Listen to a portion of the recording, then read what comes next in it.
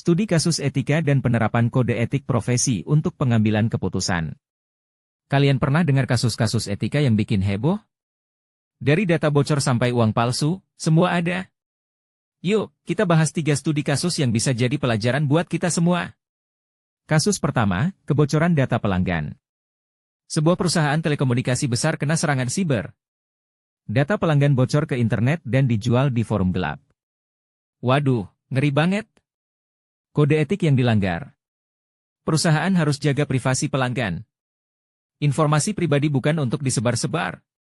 Dampaknya, pencurian identitas meningkat. Kepercayaan pelanggan turun.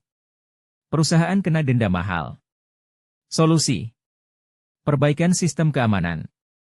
Kompensasi buat pelanggan. Kerjasama dengan regulator.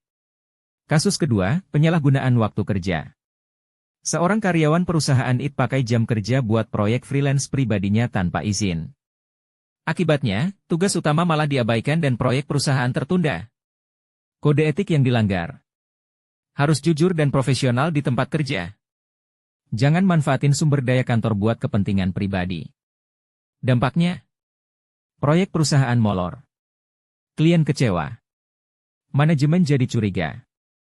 Solusi: evaluasi dan peringatan buat karyawan. Dia akhirnya terbuka dan minta izin kerja sampingan sesuai aturan. Kasus ketiga, peredaran uang palsu oleh sindikat.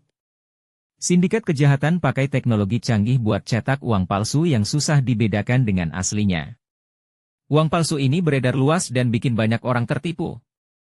Kode etik yang dilanggar. Kejujuran dalam teknologi itu penting. Jangan bikin sesuatu yang merugikan orang lain. Dampaknya, banyak orang rugi karena tertipu uang palsu. Kepercayaan ke uang asli menurun. Bisa memicu inflasi. Solusi: pedagang lebih ketat cek uang tunai. Bank gencar edukasi cara mengenali uang palsu. Dari 3 kasus tadi, kita belajar bahwa etika itu penting banget. Selain soal aturan, ini juga soal menjaga kepercayaan dan tanggung jawab kita di dunia teknologi. Yuk, lebih peka sama isu-isu etika. Terima kasih sudah menonton. Guis.